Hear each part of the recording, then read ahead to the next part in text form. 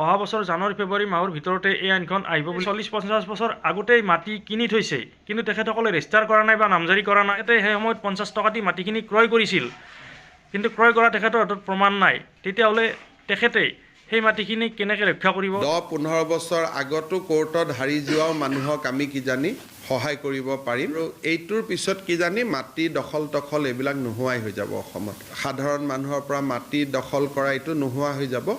জানুৱাৰীত আপোনালোকক বন্ধুসকল, পোনপ্ৰথমে মোৰ ইউটিউব চেনেললৈ আপোনালোক সকলোকে স্বাগতম জনাইছোঁ। যিসকল মানুহে কাৰোবাৰ মাটি জোৰ জুলুমকৈ দখল কৰি আছে বা অবৈধভাৱে দখল কৰি আছে, অবৈধভাৱে কাৰোবাৰ পৰা জোৰকৈ খেতি কৰি আছে বা অবৈধভাৱে কাৰোবাৰ মাটি দখল কৰি ঘৰ বান্ধি আছে, সেইসকল মানুহ সাৱধান হ'বৰ হ'ল। হয়তো আপোনালোকৰ এই দখল বেছিদিন নাথাকিব। এই কথাখিনি মই কি কাৰণত কৈ আছোঁ জানিবৰ কাৰণে ভিডিঅ'টো শেষলৈকে চাওক। আৰু যিসকলে মোৰ এই ভিডিঅ'টো নতুনকৈ চাই আছে তেখেতসকলে মাটি বাৰী সম্পৰ্কীয় বিভিন্ন ধৰণৰ ভিডিঅ' পাই থাকিবৰ কাৰণে মোৰ এই চেনেলটো ছাবস্ক্ৰাইব কৰি ল'ব, লগতে লাইক আৰু কমেণ্ট কৰিবলৈ নাপাহৰিব। এইখিনি কথা মই কোৱা কথা নহয়, এই কথাখিনি কিছুদিন আগতে মাননীয় মুখ্যমন্ত্ৰী ডক্টৰ হিমন্ত বিশ্ব শৰ্মাৰে এখন প্ৰেছ মিটত কোৱা কথা। তেখেতে কোৱা ভাষ্য, যিখিনি ভাষ্য তেখেতে দিছিলে, তেখেতে কোৱা মতে অবৈধ দখলকাৰী হয়তো অসমত নাথাকিব বা অবৈধ দখলকাৰীসকলৰ পৰা কম দিনৰ ভিতৰতে মাটিবোৰ মোকলাই অৰিজিনেল মালিকৰ হাতত দিয়া হ'ব। 15 বছৰ 12 বছৰ কেছ কৰি যিসকল মানুহে মাটি ঘূৰাই পোৱা নাই, তেখেতৰ নিজৰ মাটি ঘূৰাই পোৱা নাই, সেই মাটিখিনি অবৈধ দখলকাৰীৰ হাতৰ পৰা ঘূৰাই আনি অৰিজিনেল মালিকৰ হাতত তুলি দিয়া হ'ব। এনেকুৱা ধৰণৰ কথা হিমন্ত বিশ্ব শৰ্মা ছাৰে সেই প্ৰেছ মিটখনত কৈছিলে।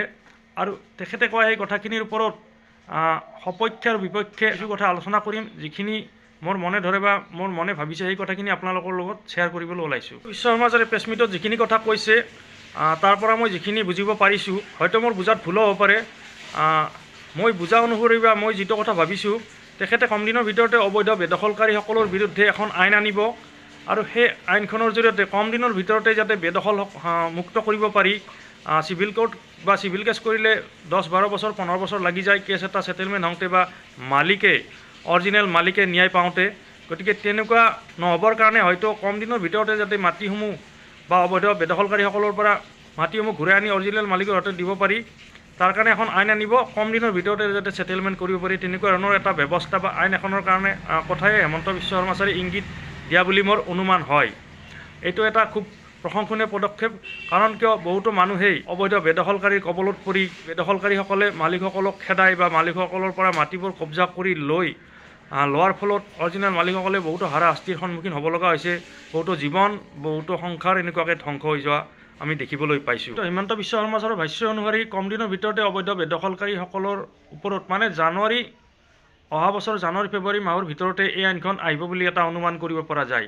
আৰু তেখেতৰ এই বাইট বা তেখেতৰ এই ভাষ্য শুনি যিসকল মানুহে অবৈধ বেদখলকাৰীৰ কবলত পৰি ঘৰ মাটি হেৰুৱাইছে, তেখেতসকলৰ মুখত হাঁহি বিৰিঙা দেখিবলৈ পোৱা যায়। কিন্তু ইয়াৰ বিপৰীতে মই এটা কথা চিন্তা কৰি আছোঁ। মোৰ চিন্তাটো এনেকুৱা ধৰণৰ যে যিসকল মানুহে কিনি লৈছে মাটি, হয়তো অতি পূৰ্বতেই 40-50 বছৰ আগতেই মাটি কিনি থৈছে, কিন্তু তেখেতসকলে ৰেজিষ্টাৰ কৰা নাই বা নামজাৰি কৰা নাই বা প্ৰয়োজনবোধ কৰা নাই। আগৰ দিনত মাটি তেনেকুৱাকৈ বিক্ৰী হৈছিল, দখল বিক্ৰী হৈছিল, বা আগৰ দিনৰ মানুহে সিমান কথা নাজানিছিল বা জটিলকৈ কথাবোৰ ভবা নাছিল। আগৰ দিনৰ মানুহে মাটিবোৰ নামজাৰি কৰা নাছিল বা ৰেজিষ্টাৰো কৰা নাছিল। মুখৰ কথাতেই বা সাধাৰণ এখন কেঁচা দলিল কৰিয়েই তেখেতসকলে বহি আছিল মাটিত। এটা কথাই কৈ আছোঁ যে এইটো মোৰ ভবা কথাহে। হয়তো হিমন্ত বিশ্ব শৰ্মা ছাৰৰ ভাৱটো বেলেগ হ'ব পাৰে, মোৰ ভাৱটো বেলেগ হ'ব পাৰে। যদিহে তেখেতে অবৈধ বেদখলকাৰীসকলৰ বিৰুদ্ধে আইন আনে আৰু সেই আইন অনুসৰি মাটিবোৰ উচ্ছেদ কৰিবলৈ যায়, তেতিয়াহ'লে হয়তো আইনে মাটিৰ জমাবন্দী বা চিঠা বহী বা মাটিৰ লেণ্ড ৰেকৰ্ড যি থাকে সেই অনুসাৰে তাত যাৰ নাম উল্লেখ কৰা আছে জমাবন্দী বা চিঠা বহীত, তেখেতসকলক মাটিটো উভতাই দিব বা তেখেতসকলকে অৰিজিনেল মালিক বুলি ধৰা হ'ব, যাৰ নাম চিঠা বা জমাবন্দী বহীত উল্লেখ আছে।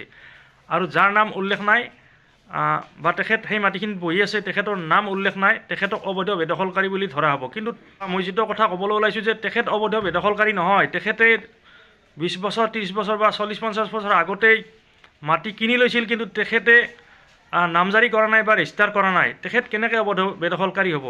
তেখেতে মাটিটো কিনি লৈছিল, কিন্তু কেঁচা দলিল এখন হয়তো থাকিব পাৰে বা নাথাকিবও পাৰে। তেখেতে পইচা পে'মেণ্ট কৰিছিল।